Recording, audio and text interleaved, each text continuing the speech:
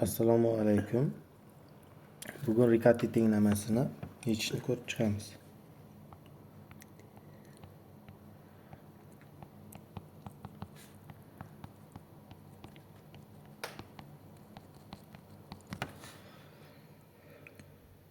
Y' barobar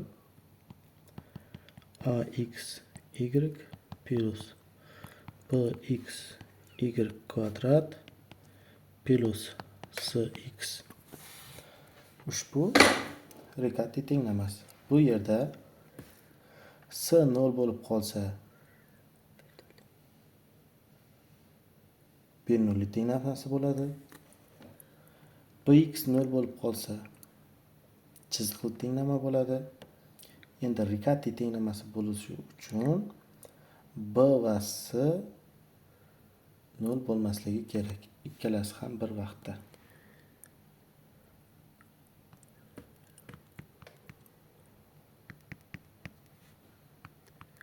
Mana shu holatda tenglamamiz Ricotta tenglamasi bo'ladi. Eslab qolish uchun noma'lumning hosilasi, noma'lumning o'zi, noma'lumning kvadrati va erkli o'zgaruvchining funksiyasi qatnashishi kerak tenglamada. Mana shu holatda tenglama Ricotta tenglamasi bo'ladi. Endi umuman aytganda Ricotta tenglamasi yechilmaydi. Ya'ni umumiy yechimini topishning iloji yo'q. Lekin ayrim holatlarda Ricotta tenglamasini yechishimiz mumkin. Qaysi holatlarda desak, agar tenglamaning bitta xususiy yechimini topa olsak, Ricotta tenglamasini ikkita kvadratura yordamida yechimini topishimiz mumkin.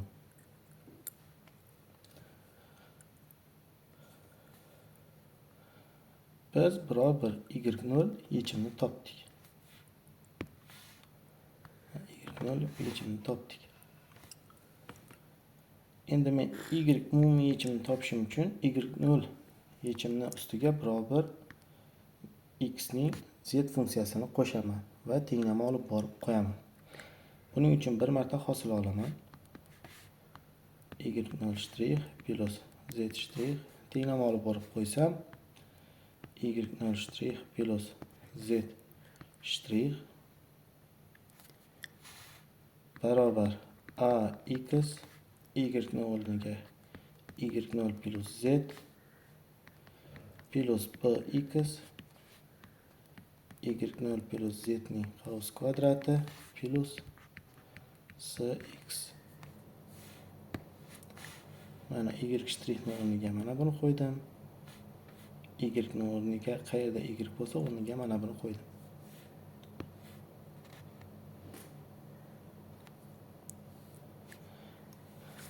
Qavslarni ochib chiqaman.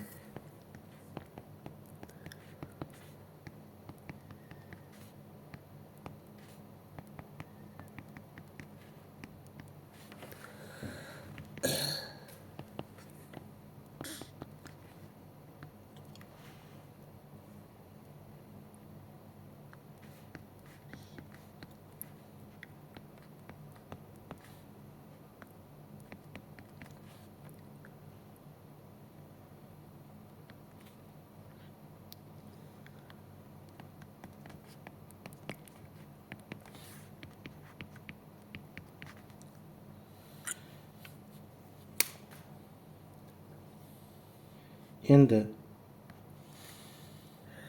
menda Ricotta tenglamasining yechimini topgan edim.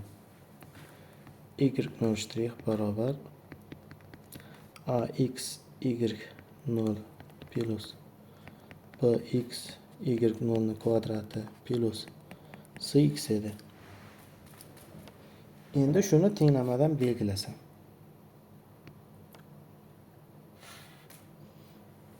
Mana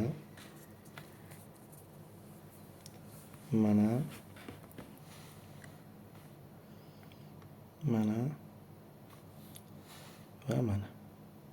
Demak, bu narsalar belgilangan. Mana bu narsa va bu tenglamada yo'qoladi.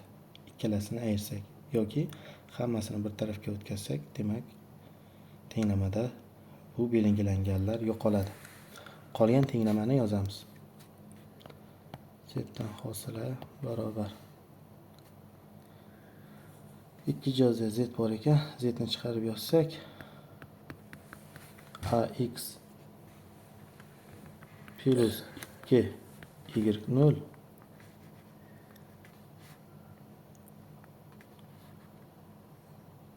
ko'paygan bx endi z ga ko'payadi plus bx z kvadrat hosil bo'ladi. Endi tenglamamiz Riccati tenglamasidan Bernoulli tenglamasiga tushdi. Bernoulli tenglamasiga tushish uchun noma'lumning birdan farqli darajasiga bo'lib tenglamani chiziqli tenglamaga tushirib olish mumkin.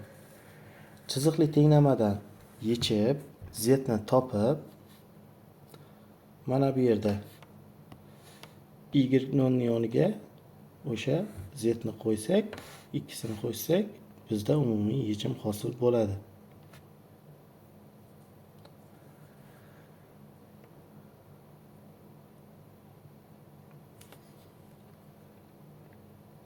Mana bu yerdagi ma'no y0 xususiy yechim va bu xususiy yechim Riccati tenglamasi umumiy yechimi bo'la olmaydi.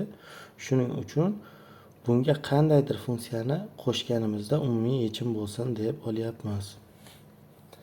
Endi masala ko'rib chiqamiz. Bu yerda y0 xususiy yechimni topish juda ham muhim. Agar y0 xususiy yechimni topmasak, tenglamani yecha olmaymiz. Masalan, y' barobar minus y taqsim x minus y kvadrat plus 4 taqsim x kvadrat. Demak, mana Riccati tenglamasi. Endi buni xususiy yechim topganda x erkli o'zgaruvchining funksiyasining qarab yechim qidiraman. Endi algebraik ko'p xatga murojaat qilishimiz kerak bo'lib qoladi. an x ning n'chisi plus an minus 1 x ning n minus 1-inchisi plus va shu tartibda a1 x plus a0 x. Mana bu n'inchi darajali algebraik ko'p xat. Menda mana bu yerdagi turadigan erkli o'zgaruvchini algebraik ko'p xat shakliga yoki algebraik ko'p xatning biror bir hadi bo'ladigan bo'lsa, aynan shu darajali ko'p xatni olib kelib qo'yib, uning oldidagi koeffitsiyentlarni topib, biz xususiy yechimni topishimiz mumkin. Endi bu yerda 4 taqsim x kvadrat turibdi. Men mana bu algebraik ko'p xatni x uchun yozib qo'yibman. Xuddi shu narsani 1 taqsim x uchun yozadigan bo'lsam,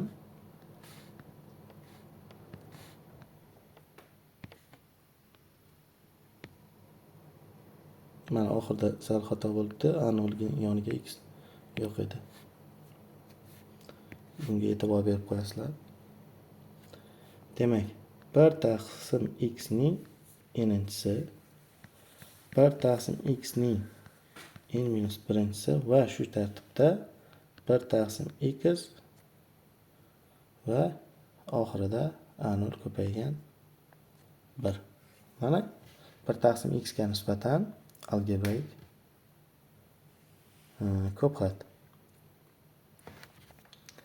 Endi mana bu yerda turgan algebraik ko'p xat ikkinchi darajali algebraik ko'p xat. Endi mana bu yerga e'tibor beramiz. Mana bu yerda kvadrati bor. Demak, men mana bu yerdan nechanchi darajali algebraik ko'p xatni mana bu yerga olib kelib qo'ysam, uni darajasini 2 marta oshirib yuboradi. Shuning uchun men mana bu ikkinchi darajali algebraik ko'pxat bo'lsa, bu yerdan birinchi darajali algebraik ko'pxatni olib borib qo'yaman. Sababi bu mana bu yerga olib kelib qo'yganda darajani 2 barobar oshirib, mana bu ikkinchi darajali algebraik ko'pxatni darajasiga keltiradi. Demak, 4 taqsim x kvadrat uchun birinchi darajali algebraik ko'pxat mana buni yechim qilib olaman. y0 barobar a1 ko'paygan 1 taqsim x plus a0. Shuni tenglama olib borib qo'yib, a1 va a0 larni topaman. Shu maqsadda hosil olsak, a0 ning hosilasi barobar minusdan a1 taqsim x kvadrat, a0 ning hosilasi esa 0 ga teng. Tenglama olib borib qo'ysam, minus a1 taqsim x kvadrat barobar minus 1 taqsim x ni ko'paytiramiz, a1 taqsim x plus a0 minus a1 taqsim x plus a0 ni kvadrat plus 4 taqsim x kvadrat. Qavslarni ochib chiqaman. Minus a1 taqsim x kvadrat barobar minus a1 taqsim x kvadrat minus a0 taqsim x minus a1 ni kvadrat taqsim x kvadrat minus 2a0 a1 taqsim x plus minus yana minus a0 ning kvadrat plus 4 taqsim x kvadrat. Qisqaradigan narsalarni qisqartiramiz. Mana bu bilan mana bu qisqaradi.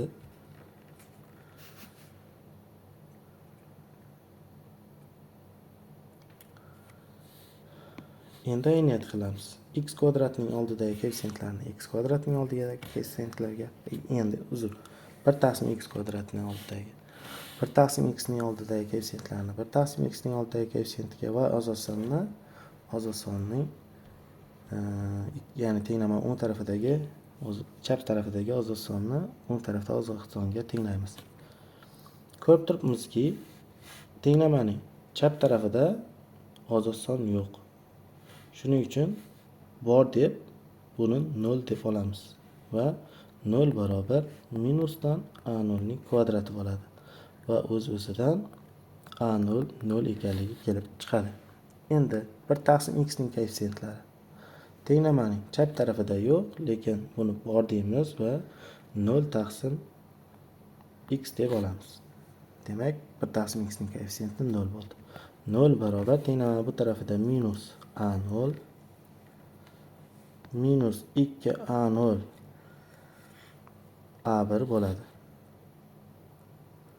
Bu yerda a0 0 bo'lgani uchun bu tenglik o'rinli ekanligi kelib chiqadi, ya'ni 0 teng 0. Endi 1 taqsim x kvadratlarniki. Tenglamaning chap tarafida 0 taqsim x kvadrat yo'q. 0 taqsim x kvadrat bor desak, demak 0 barobar minus a1 ning kvadrati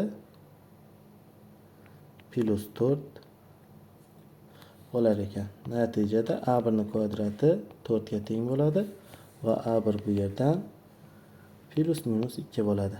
Endi bu yerda tanlash o'zimizning ixtiyorimizda. Xohlasak plus 2 ni olamiz, xohlasak minus 2 ni olamiz. Demak, biz y0 yechimini topdik.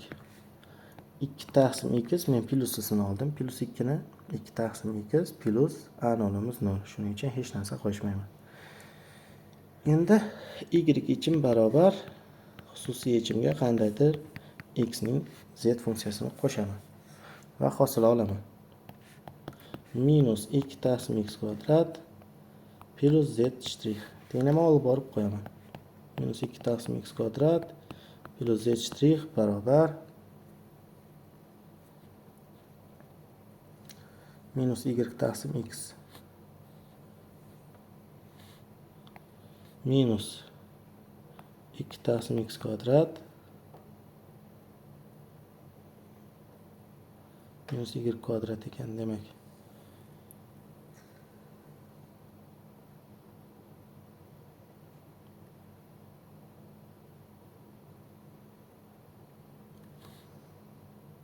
Minus z taqsim x ham bor. Minus 2 taqsim x plus z ni qovus kvadrati plus 4 taqsim x kvadrat edi adashmasam. Mana. Shu tenglamani operatsiya qilib olay. Ko'chirib olay, nusxalab.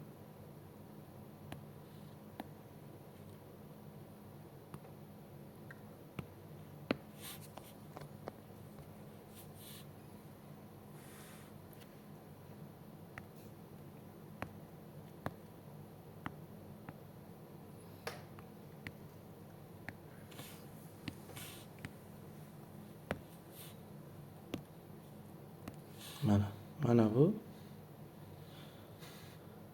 y ştrix. Mana bu mana bu y kvadrat. Mana.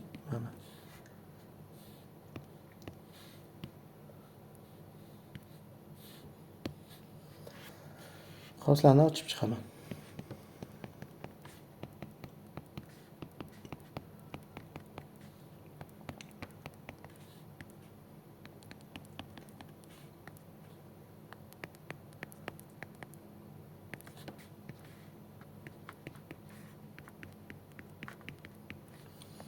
Qisqartirganlarni belgilab chiqaman.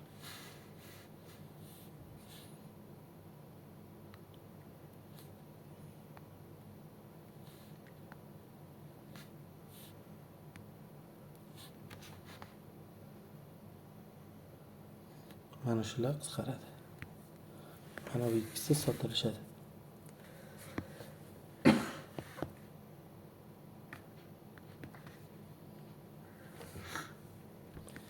Minus 5z taqsim x minus z kvadrat. Endi z kvadratga bo'laman. Tenglama B0 tenglamasiga keldi. Z shtrix taqsim z kvadrat barobar minus 5x ko'paygan 1 taqsim z minus 1.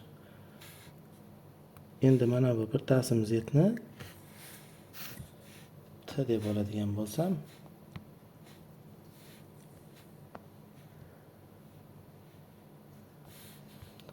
deb oladigan bo'lsak va t'dan hosila olsak, endi mana buni o'rniga mana buni demak topsak, t shtrixni oldiga minus qo'yishimiz kerak ekan. Minus 5x ko'paygan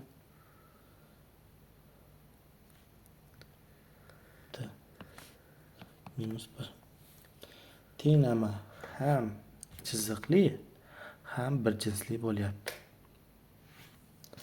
Bir jinslilik qoidasi bo'yicha ishlayman. Minusga bo'lib yubordim. T taqsim x ni barobar f bilan belgilaydigan bo'lsam, f dan hosila endi bu yerda f barobar t barobar f ko'paygan x bo'ladi. O'z navbatida t dan hosila f dan hosila x plus f bo'ladi. Tenglama olib borib qo'ysak,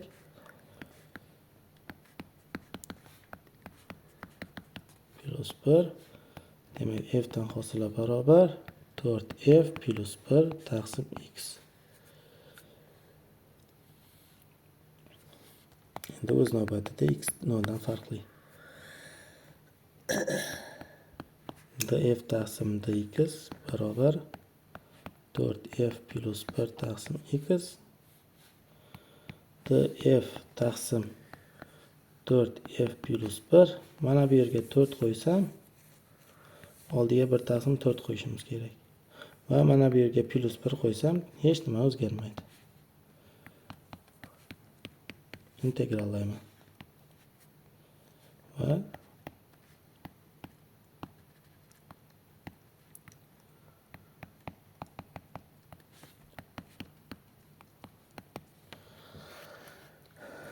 ana endi Barchasi elenda kelgani uchun o'zgarmas sonimizni ham elenda qo'shamiz.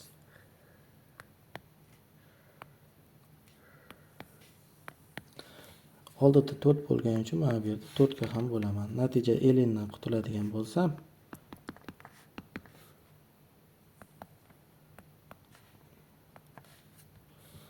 va shu yerdan f ni topaman.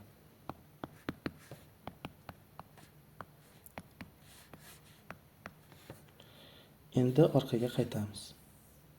F nima edi? T taqsim x edi. Demak, f t taqsim x edi. Endi t nima edi? T 1 taqsim z ekan. Demak, 1 taqsim xz. F'imiz demak 1 taqsim xz ga teng bo'ldi. Men z ni topishim kerak edi. Demak, z barobar bo'ladi 1 taqsim f x. Demak, bu yerdan f ni olib kelib qo'yadigan bo'lsak, 4 x ning 5-chisi s minus x bo'lar ekan. Endi yechimni yozamiz. Y barobar xususiy yechim 2 taqsim x edi. Qo'shamiz z ni. Mana demak biz umumiy yechimni topdik. Bitta xususiyni yechimini topganimiz uchun. Endi qolgan masalalarda ham xususiy yechimni topishda demak erkli o'zgaruvchining funksiyasini algebroik ko'pxatga olib kelib yoki algebroik nechanchi darajali algebroik ko'pxat bo'lsa, shunga qarab